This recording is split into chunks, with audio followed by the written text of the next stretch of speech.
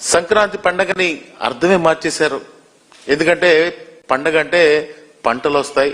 ఆ పంటలు వచ్చినప్పుడు అందరూ కూడా ఒక చోట కలుచుకుని ఆ పండగ చేసుకుంటారు. అంటే సంక్రాంతి పండుగ అంటే గొబ్బెమ్మలు, గంగిరెద్దులు అవన్నీ కూడా మర్చిపోయే విధంగా ఈ రోజు చంద్రబాబు నాయుడు గారు చేస్తా ఉన్నారు. ఎక్కడికక్కడే ఒక అరాచకత్వాన్ని ప్రేరేపిస్తా ఉన్నారు. ఆయన చెప్పారు ఎన్నికల ముందు సంపద సృష్టిస్తానని చెప్పారు. సంపద సృష్టిస్తాం అంటే మేమేదో ఈయన సంపద సృష్టిస్తాడని అనుకుని మేమేదో అనుకున్నాం. కానీ కేపీఎల్ అని ఈ సబ్జెక్ట్ తో సంపద సృష్టిస్తాడని చెప్పి మేము ఏ రోజు భావించలేదు. ఈ రాష్ట్రం ఎప్పుడు కూడా భావించలేదు.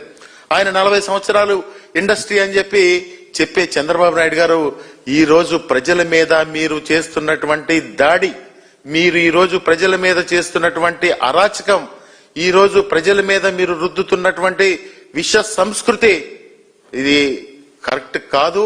మీకు ఎప్పటికైనా ప్రజలు మీకు దీని మీద ప్రజలు ఉసురు కూడా మీకు తగులుతుందని చెప్పి కూడా ఈ సందర్భంగా మనం చేస్తా ఉన్నాం.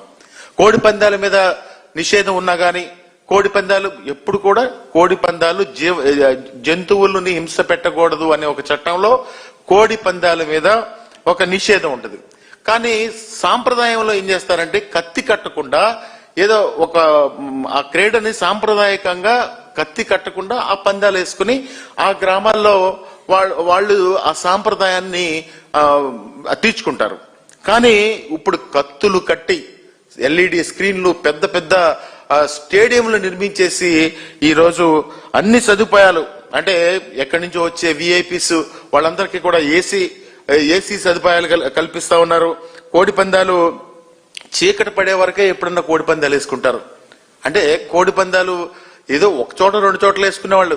కానీ ఇప్పుడు తెల్లవార్లు వీళ్ళు విష సంస్కృతిని గ్రామాల్లో చొప్పించి ఏదో డాన్సులు ఏదో రకరకాలుగా గ్రామంలో ఉన్నటువంటి మంచి వాతావరణం అంతా కూడా పాడు చేస్తా ఉన్నారని చెప్పి కూడా ఈ సందర్భంగా ఈ రాష్ట్ర ప్రజలందరికీ కూడా తెలియజేయాల్సిన అవసరం ఉంది.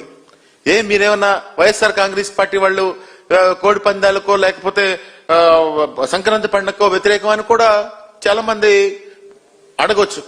కానీ మేము ఎప్పుడు కూడా పార్టీకి పండక్కి వ్యతిరేకం కాదు. ఏదైతే మీరు ఈ విష సంస్కృతిని గ్రామాల్లో చొప్పిస్తా ఉన్నారో